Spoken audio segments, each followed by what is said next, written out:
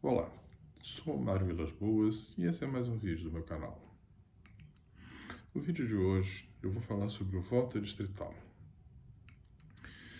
Eu vejo muitas pessoas falarem a respeito da falta de representatividade do nosso Congresso Nacional e atribuírem essa falta de representatividade ao fato de nós termos um sistema proporcional para a eleição de deputados diferente da maioria dos países. A título de exemplo, Estados Unidos, Canadá, vários países da Europa, que eles usam um sistema distrital, e as pessoas acham, algumas dessas pessoas que têm falado isso, que o sistema distrital resolveria o problema da representatividade. E eu quero colocar aqui minha opinião, que é diametralmente oposta a isso. Para meus seguidores que não me conhecem pessoalmente, não sabem da minha vida, eu, embora brasileiro, vivo no Canadá desde 2017. E o Canadá usa o sistema distrital. E esse sistema é tão absolutamente catastrófico, horrível, que há um movimento do Canadá no sentido de abolir o sistema distrital e adotar o sistema proporcional. Então, deixa eu mostrar a vocês o que aconteceu no Canadá, eu assisti isso de perto, nas eleições que aconteceram no ano passado, 2021. Perdão, 2 anos atrás, 2021. Nas eleições de 2021, existem 5 partidos que têm representação na Câmara, tá, do Canadá. 5 partidos. Os 2 principais são o liberal de esquerda, conservador um pouco mais à direita. Tem eu acho que é NPC, se não me engano, que é um partido de uma esquerda um pouco mais radical. Tem um partido que é meio complicado de comparar com alguma coisa que exista no Brasil, que eles chamam de Bloc Québécois. O Bloc Québécois é um partido que só tem representação no Quebec e ele é um partido que tenta representar a parte francesa do Canadá. E esse partido ele não apresenta candidatos fora do Quebec. Então ele é forte no Quebec e inexistente no resto do Canadá. E tem o Partido Verde, que, bom, na última eleição fez 2 deputados. É um partido minúsculo, mas tem 2 representantes no parlamento. Então, esses são os partidos que, de alguma forma, tem. Tem outros partidos também, mas os outros partidos não conseguiram eleger ninguém. Então, esses são os que têm representação no Congresso. Bom, na eleição que aconteceu em 2021, o Partido Conservador teve 35% aproximadamente dos votos e o Partido Liberal teve 33%. No entanto, o Partido Liberal ele fez quase que a maioria absoluta, ele sozinho. Tá? Ele fez muito mais deputados do que o Partido Conservador, praticamente fez maioria absoluta, e no final das contas acabou se juntando com o outro partido de esquerda radical e os 2 juntos fizeram a maioria absoluta. Mas como é possível um partido de 33, que teve 33% dos votos fazer a maioria absoluta, quase maioria absoluta, e um partido com 35% dos votos ficar com uma quantidade substancialmente menor de deputados? Como é que é possível? Por causa do maldito voto distrital. Por que o voto distrital permite isso? 2 motivos. Motivo número 1 é que você nunca vai conseguir fazer os distritos todos do mesmo tamanho. Impossível. Ela faz do mesmo tamanho? Impossível. Não dá para fazer todos os distritos do mesmo tamanho. E quem é que vai delimitar os distritos? Quem está no poder. E quem está no poder vai usar o poder para fazer o quê? Desenhar os distritos de tal forma que ele tenha a maior vantagem possível para o partido dele. E eles nem sequer escondem que fazem isso. Entendeu? Mas pior, é que as cidades, os distritos, eles evoluem a população em velocidades diferentes. Uns crescem muito rapidamente, outros crescem mais lentamente, alguns até diminuem. Então, de tempos em tempos, você tem que redesenhar os distritos. E, para variar, quem é que vai redesenhar o distrito? Quem está no poder. quem está no poder vai fazer esse desenho da forma que seja mais conveniente possível para ele. Mas, além disso, ainda tem um outro fato. O outro fato é o seguinte: no voto distrital, não faz diferença se você ganhar um voto de diferença ou você ter 90% dos votos do distrito. Aquilo elege um deputado só. E, então, frequentemente, o que acontece? Um partido tem assim, um desempenho absolutamente avassalador numa região, mas é que ganha com 60%, com 70% de voto naquela região, mas um deputado em cada distrito. No outro, o partido ganha com uma maioria muito frágil, um deputado em cada distrito, mas assim um número maior de distritos. Então ele faz mais deputados do que o outro. É isso que você faz? Esse sistema é uma porcaria. Entendeu? E o que eu advogo para o Brasil é exatamente o contrário. Que o Brasil ele tem, que acho que ele junta o pior dos dois sistemas. Ele divide bancadas estaduais e dentro do estadual ele faz a eleição proporcional. A eleição proporcional deveria ser no Brasil inteiro, sem divisão de estados.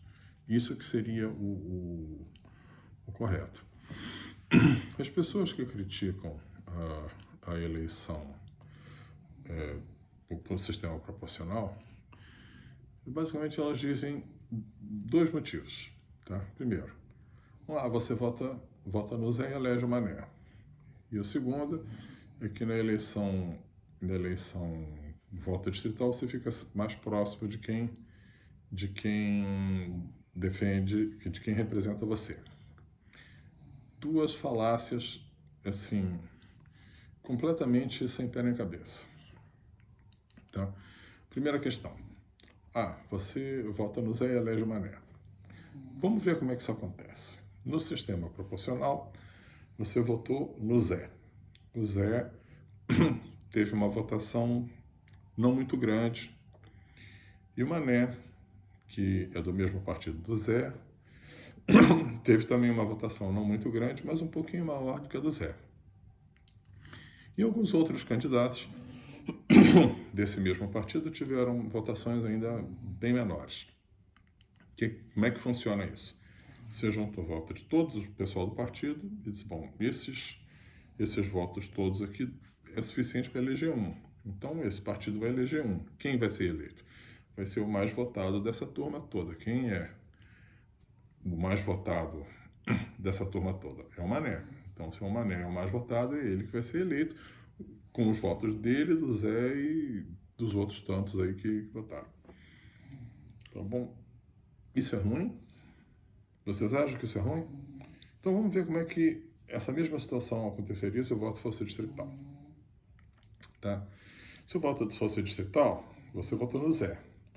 O Zé teve uma votação não muito grande assim, e o Joaquim, que é do partido oposto, que defende tudo o contrário do Zé, teve uma votação maior. Aí o que você faz? Todos os votos do Zé vão para o lado do lixo e o Joaquim vai eleger o distrito. E o Mané? Bom, o Mané é candidato de outro distrito. Ele teve uma votação um pouquinho maior que o Zé, mas teve lá o Antônio, que teve mais votos que ele. Os votos do Zé vão tudo para o lado do lixo e vai o Antônio. Qual é o sistema melhor? Pensa um pouquinho. Qual é o sistema melhor? Bom, o outro argumento, eu acho um argumento que é tão sem pé nem cabeça que às vezes eu chego, me desculpem as pessoas que defendem isso, mas eu chego a pôr em dúvida até a boa-fé das pessoas que usam esse argumento. Dizem que você fica mais próximo da pessoa que você elegeu. Isso é um troço tão completamente sem pé na cabeça. Imagine você está num voto distrital. Você votou num candidato bolsonarista, mas a maioria do seu distrito elegeu um lulista. Ou vice-versa, tá? Você vota no candidato lulista, a maioria venceu bolsonarista. Não importa, venceu um que defende tudo diametralmente oposto àquilo que você acredita, tá? Eu pergunto a você, quem é que vai falar por você no parlamento? O sujeito do seu distrito, que pensa tudo ao contrário do que você pensa? Ou um sujeito de algum outro distrito qualquer, não importa de onde seja, mas que tem um pensamento alinhado com o seu. Quem é que fala por você no parlamento? Quer dizer, a ideia de que a pessoa que vai falar no parlamento, em seu nome, é a pessoa que mora próxima de você, ou que morou um dia próxima de você, porque vai se mudar para a capital depois. Aquela pessoa que morou um dia próxima de você é quem vai falar no seu nome, é um troço tão completamente sem pé na cabeça, que eu realmente, eu fico assim, perplexo de ver que ainda tem gente inteligente que defende isso de boa fé. Eu digo, não é possível. Não pode. Quem fala em seu nome no parlamento é quem tem um pensamento próximo do seu. E não quem um dia morou próximo da sua casa. Tá? E quem é que de fato realmente representa isso? É votação proporcional. Que aí você vê proporcionalmente. Quer dizer, idealmente você está vendo que cada partido realmente representa uma forma de pensar. Mesmo que você dentro do partido se identifique mais com uma pessoa do que com outra, mas esse outro que teve mais voto representa também o partido, e de alguma forma representa as ideias centrais. Pode discordar de um detalhe ou outro, mas representa as ideias centrais do partido. Aí eu digo, mas os partidos não representam nada. Bom, de fato, sobretudo a gente vê aqui no Brasil, realmente os partidos deveriam representar uma proposta política, e o que a gente vê que os partidos representam grupinhos que querem o poder para si. Isso é um problema? Sim, isto é um problema. Mas você não resolve esse problema transformando o voto em distrital. Com o voto distrital, isso daí continua sendo um problema. Como é que você resolve esse problema? Facilitando a criação de novos partidos. As pessoas dizem já temos partidos demais. Não, meus amigos, nós não temos partidos demais, não, nós temos partidos de menos. Na verdade, eu acho que nós não temos partido nenhum. Tá? Porque isso que nós temos aí, que se chama partido, não são partidos. Então, o que você tem que fazer? Tem que dar oportunidade para novos partidos surgirem, até que, de repente, eventualmente, acabe surgindo um que, de fato, represente a população e não represente só interesses grupais de gente que vai lá em cima para roubar. Entendeu? A gente tem que dar chance de novos partidos aparecerem. E isso é mais uma vantagem do voto proporcional. Porque no voto proporcional, para um partido eleger o seu primeiro candidato, ele tem que ter maioria em pelo menos um distrito. E isso é uma coisa muito complicada para um partido pequeno fazer. Enquanto que numa eleição proporcional, nós temos 500 e poucos deputados. Se você tiver 0,2% dos votos nacionalmente, você elege um deputado. O que um deputado vai fazer? Olha, um deputado tem muito pouca coisa que fazer, mas a partir do momento que ele tenha oportunidade de falar, ele começa a mostrar as ideias dele. Se isso começar a repercutir, na próxima eleição você pode fazer um pouquinho mais e tal, vai crescendo até que um dia ele se transforma num partido grande que tenha peso. Mas você não pode querer que ele nasça grande, ele vai nascer pequeno, ele vai nascer com um número muito pequeno de deputados. E a melhor forma de você permitir que isso aconteça é com a votação proporcional. Só que o que acontece é que os partidos que dominam o cenário político não querem que isso aconteça, não querem que apareçam novos jogadores nesse jogo, eles querem manter o jogo todos para eles. Tá? Então, é basicamente isso. E por fim, meus amigos, as pessoas dizem assim, não, o cara representa o distrito, isso. Cara, isso daí é uma coisa tão completamente sem pé na cabeça.